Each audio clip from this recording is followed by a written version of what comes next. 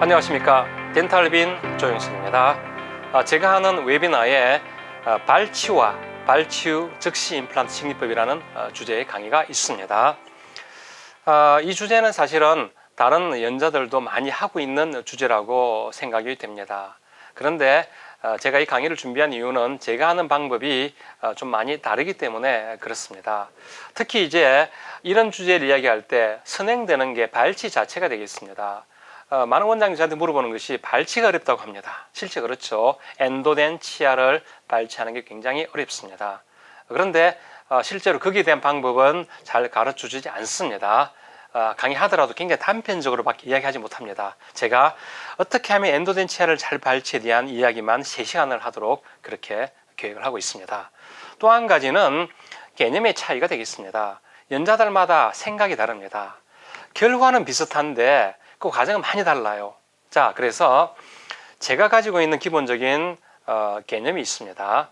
먼저 철학적인 면에서 본다 그러면은 환자와 제가 함께 만족하는 치료를 추구하고 있고요. 기술적인 면에서는 제가 추구하는 기술이 깨끗하고 정확하고 단순하면서도 빠르게 하는 것을 추구합니다. 그리고 개념, 중요한 개념이 있는데 특히 발치유 즉시 식립에서는 환자가 가지고 있는 인네이트한 힐링 포텐셜을 기반으로 한 치료를 하는 것을 중요하게 생각합니다. 그래서 제가 하는 방법은 사실은 다른 연자들이 하는 방법과 좀 다릅니다. 다르면서도 쉽게 합니다. 그 이유가 저런 개념을 가지고 있기 때문에 그렇습니다. 자, 오늘 제가 정례 하나를 준비를 했습니다. 이 정례가 발치유 즉시 식립 정례이고 여러 가지 좀 어려움도 있었고 생각할 것도 많기 때문에 준비를 했습니다.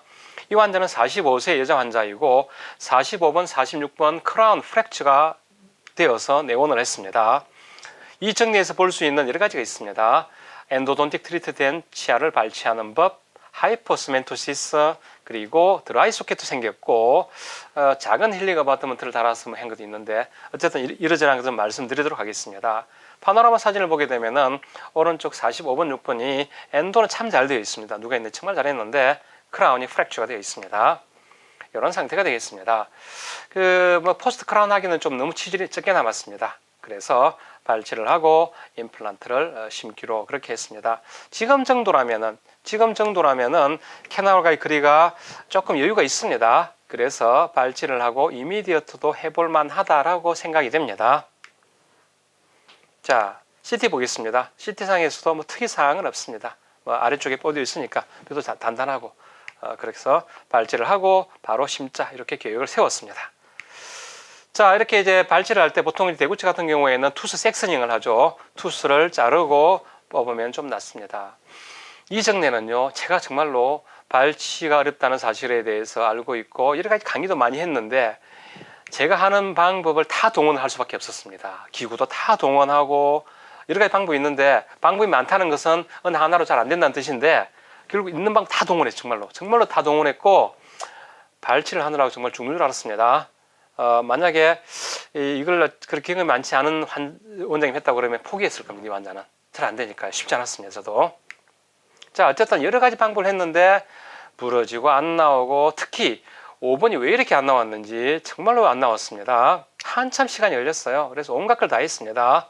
온갖 걸 다 해서 겨우겨우 발치하고 임플란트를 심었습니다. 겨우겨우 발치해서 결국은 결과적으로는 심었어요. 발치를 해냈고 심었는데 그 과정은 정말 힘들었습니다. 그런데 이게 왜 이렇게 힘들었는지를 나중에 알게 되었습니다.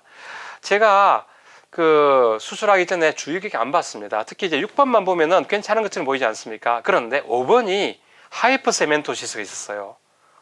정말 힘들었습니다. 저걸 나중에 봤어요. 다른 사진에서 잘 안 보였기 때문에 몰랐는데 저게 하이퍼세멘토시스가 있었던 거예요. 그러다 보니까 정말로 잘 안 나왔습니다. 자, 수술은 이것만 보면 정말 쉽게 한 것 같지만은 아니었습니다. 자, 그리고 임플란트 깊게 심었고 고정 잘 나왔고 힐링 어바트먼트를 보통은 제가 소구치 505, 대구치 605를 다는데 이 경우에는 일부러 6번을 405를 한번 달아봤습니다.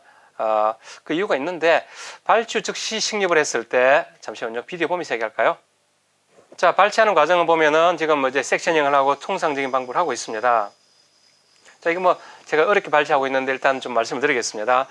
아까 힐링을 왜 그렇게 달았는지 이야기하면은요, 발치 후 적시를 하고 난 다음에 나중에 힐링이 되고 난 다음에 바깥쪽에 각하치연이 조금 그 부족하게 되는 경우가 종종 있어서 요거를 그냥 힐링을 통째로 시키고 카바 달아서 힐링 시키고 2차 수술할 때 밀면 도움이 되겠다는 생각이 했는데 그것도 귀찮아요. 귀찮아서 힐링을 작은 걸 달고 난 다음에 나중 걸 넓은 걸 바꿔주면은 혹시 각하치연이 좀 많이 생기지 않을까? 뭐 이런 생각 때문에 해본 겁니다. 자, 치아 뒤쪽을 잘랐고 5번을 먼저 쉬울 것 같아서 발치하려고 했는데 꼼짝도 안 합니다. 이거 제가 시간이 한참 걸리기 때문에 그냥 빠르게 진행하고 말로만 좀 하겠습니다. 이게 지금 뭐 이 비디오는 꽤 많이 찍어놨는데 다음 기회에는 풀로 보여드릴 텐데 어쨌든 진짜 안 나왔어요. 흔들어도 안 나오고 위쪽을 잡아도 안 나오고 온갖 걸 다 했습니다. 그래서 뭐 벌써 몇 분 쳤나 한 거의 5분 이상 그 10분까지 10분 정도 걸린 것 같는데 주변 갈아내고 온갖 짓을 다 했습니다. 심지어 드릴을 하고 해보고 정말 별거 다 했습니다. 제가 알고 있는 모든 방법을 거의 다 동원했어요. 정말 어렵게 뽑았습니다. 뽑아서 정말 옆에 바칼 플레이트 부러지고 뭐 난리가 났습니다. 이것만 자 소구치 뽑는 데만 지금 뭐 10분 넘게 걸린 것 같네. 그리고 대구치도 잘 안 나와서 드릴링한 이후에 드릴링하고 난 다음에 발치를 했어요. 그리고 나머지 과정은 이제 뭐 일단 발치가 되고 나면 쉬워요. 발치가 되고 나면은 오히려 쉽습니다. 임플란트 발치되고 난 다음에 식립을 하고 그 다음 처리하는 방법, 제가 하는 방법은 여러분 보시다시피 간단하게 합니다. 임플란트 심고 힐링 달고 끝입니다. 복잡한 건 안 합니다. 거의 봉합도 잘 안 하고요. 아무것도 안 합니다. 그렇게 해서 임플란트 심었고 아이스크 밸류 측정하고 그 다음 이제 힐링 어바트먼트 체결합니다. 아이스크 밸류 좋아요. 되게 좋습니다. 그 다음 이제 힐링 어바트먼트 체결하고 좀 난리를 치는 바람에 봉합을 한 번을 했네요. 보통 안 하는데 어쨌든 뭐 간단한 봉합 하나만 하고 일단 수술을 끝을 내었습니다. 수술은 잘한 것처럼 보입니다. 마치 아주 쉽게 한 것처럼 보이는데 아니었어요. 자, 이렇게 제가 원하는 대로 잘 심어졌습니다. 깊이 심었고 다 좋아요. 그런데 이 환자가 제가 하도 좀 발치하느라고 애를 먹고 그랬더니 시간이 오래 걸리다 보니까 생각지 못한 일 드라이 소켓이 생겼습니다. 아프다고 그러면 주변이 아프다고 그럽니다. 6번 자리가 아프다고 그러네요. 저기 보면은 블라드 클롯이 채워지지 않는 걸 볼 수가 있습니다. 뭐 이거 처리하는 방법은 보통 이제 뭐 GOE를 보통 어플리케이션 하면 되죠. 그래서 커튼 펠렛에 했는데 유지가 잘 안 돼가 금방 빠졌는데 그래도 증상이 많이 가라앉았습니다. 하지만 여전히 아직도 조금 남아 있고 드라이 소켓 페이스트라는 게 있습니다. 이거는 국내에 아직 수입이 안 되고 있는데 미국에 있는 뭐 아들이 제가 전 중국에 있어가지고 이렇게 요걸 가지고 해봤습니다. 이것도 뭐 GOE 계열이 되겠습니다. 이런 거를 어플리케이션하고 지났더니 뭐 증상은 사라졌어요. 사라졌는데 시간이 지나면서 채워집니다. 저런 공간들은 자 채워지게 되고 한 달 후의 모습이 되겠습니다.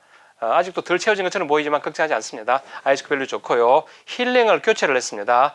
힐링을 넓은 걸 교체했어요. 나중에 자 지금은 이제 2달 후의 모습인데 저 정도 힐링이 되었고 그때 이제 405 힐링 어바트먼트를 5로 바꿨습니다. 5로 바꿨어요. 4.5였나요? 4.5의 힐링 어바트먼트를 6으로 바꿨네요. 이렇게 해서 한번 바꿔봤습니다. 그리고 나머지 과정은 이제 우리 김세훈 원장님 몫입니다. 우리 김세훈 원장님께서 이렇게 인상 뜨고 아주 뭐 엑셀런트 포즈를 하시죠. SCRP로 이렇게 만들어서 잘 끝이 났습니다. 이제 최근에 끝난 모습이 되겠습니다. 최근에 끝난 모습이고요. 글쎄요, 그거 모르겠습니다. 이게 각하치연의 양이 이런 식으로 조금 힐링 어바트먼트를 교체하면 나을까 했는데 그 효과는 미미한 것 같습니다. 완전히 덮어주고 난 다음에 다시 옮기는 것만큼 못하다고 생각이 됩니다. 확실히 이 발치 적시를 하고 했을 때 바깥쪽 생기는 각하치연의 양은 언프로덕티블한 게 맞는 것 같습니다. 자, 이 환자 반대편도 마찬가지로 크라운이 프랙처가 되었고 발치 후 적시 식립을 하기로 했습니다. 이 7번 치아는 그래도 약간 코니컬 쉐입의 루트를 가지고 있어서 좀 나을 것 같습니다.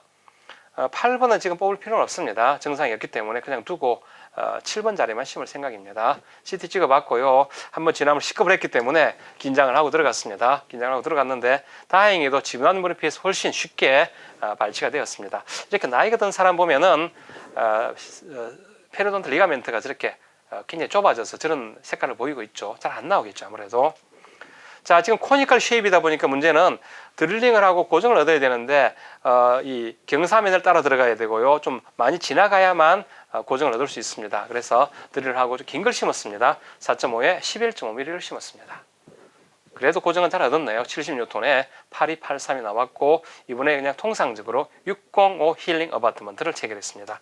이 비디오 간단히 보도록 하겠습니다. 발치를 하는데 그래도 지난번보다는 뭐 좀 나은 상황이었어요. 엔도된 치아이고 나이가 있는 사람들은 확실하게 쉽게 럭세이션이 되지는 않습니다. 힘을 써야 하죠. 그리고 힘을 써야 하는데 레버 쓰면 안 됩니다. 여러분들 레버 쓰면 이거 못 뽑아요. 레버 쓰면은 똑똑 부러지지 안 뽑힙니다. 웨지를 강력하게 쳐야 되고요. 웨지 치다 보면 잘 미끄러져요. 미끄러지면 큰일 납니다. 그래서 정확하게 컨트롤드 포스를 써야 되고 정확한 위치에 대고 해야 됩니다. 그리고 잡을 수 있다면은 포셉을 잡을 수 있다면은 어떻게 하든 잡아가지고 천천히 럭세이션을 시키십시오. 지금도 포셉을 잡았고 럭세이션을 시켜서 뽑아내었습니다. 다행히 손쉽게 뽑아내었고 이 코니컬 쉐입인데 경사면을 따라 들어가야 되기 때문에 사이드 컷 드릴을 써서 미끄러지지 않게 합니다. 그리고 이제 드릴링을 하면 되겠습니다. 여러분 경험 있는 분은 아시겠지만은 7번 자리에 드릴링 하기가 만만치 않습니다. 특히 이렇게 경사도 있고 발치우 적실하면은 깊이도 정하기 어렵습니다. 뎁스 컨트롤 어렵죠. 짧은 드릴을 안전하게 하려고 짧은 스타퍼 드릴을 쓰면 어떻던가요? 대부분 느끼는 거지만은 스타퍼 드릴을 짧은 드릴 가지고 하기 어려워요. 왜? 앞에 치아에 걸려서 각도가 안 나옵니다. 그리고 풀 뎁스를 하기도 어렵고 너무 힘듭니다. 자, 지금 제가 하는 것은 긴 드릴을 씁니다. 스타퍼의 기능은 못 살리지만은 긴 드릴을 써야만 억세스가 편해요. 억세스가 편하고 내가 원하는 위치에 원하는 방향대로 이렇게 드릴링을 할 수 있습니다. 다행히 이 환자는 캐널이 그렇게 좀 멀리 있기 때문에 좀 긴 드릴을 넣을 수가 있고 이 과정에 혹시 캐널이 걸렸는지는 중간중간 뎁스 게이지로 반드시 확인을 할 필요가 있습니다. 이거 13mm 드릴이에요. 13mm 드릴을 가지고 조심스럽게 확장을 시키고 있습니다. 긴 드릴이어야 저 각도를 유지할 수가 있습니다. 물론 환자가 입을 크게 벌리면은 아예 익스텐션 달아서 할 수 있는데 7번 쉽지가 않죠, 그게. 파이널 드릴까지 갔습니다. 4.5 테이프 드릴까지 가지고요. 지금 13mm 드릴 짧게 갔는데 저 정도면은 13mm 심으면 안 되고 전체 깊이를 다시 확인하고 10mm 심을지 11.5mm 심을지를 결정을 합니다. 지금은 11.5도 괜찮을 것 같아서 11.5mm를 택했고 직경은 4.5mm가 되겠습니다. 제가 발치우 적시하면서 플랩을 여는 일은 거의 없습니다. 자, 이제 뎁스 컨트롤 하면 되겠죠. 그리고 발치우 적시를 할 때는 깊이를 일상적인 경우보다 좀 깊게 심경합니다. 그래서 최소한 잇몸의 마진으로부터 한 5mm 이상 깊게 식립하는 것을 추천을 합니다. 자, 고정력 82, 83 잘 나왔습니다. 힐링 어바트먼트 605 납니다. 605 체결하고 그걸로 끝입니다. 저는 거의 이렇게 끝냅니다. 봉합 안 합니다. 그라프트 잘 안 합니다. 꼭 필요한 경우 환자가 원한다거나 제가 다른 치과에 가서 수술해 주는데 원장이 원하면 해주긴 하지만은 저는 잘 안 합니다. 어쨌든 자, 수술 후 사진이 되겠습니다. 좀 긴게 심겨졌고 깊게 심겨서 캐널과 가까워졌는데 그래도 워낙 안전했기 때문에 했습니다. 만약에 위험하다 그러면 저렇게 긴 거 안 심습니다. 자, 이렇게 했고요. 수술 8일째의 모습이 되겠습니다. 깊게 심었더니 좀 이렇게 되었는데 그래도 힐링이 되면서 안정이 되고 한 달 1주 후의 모습이 되겠습니다. 8483에는 이 정도면 인상 떠도 되죠. 7주째 모습이 되겠습니다.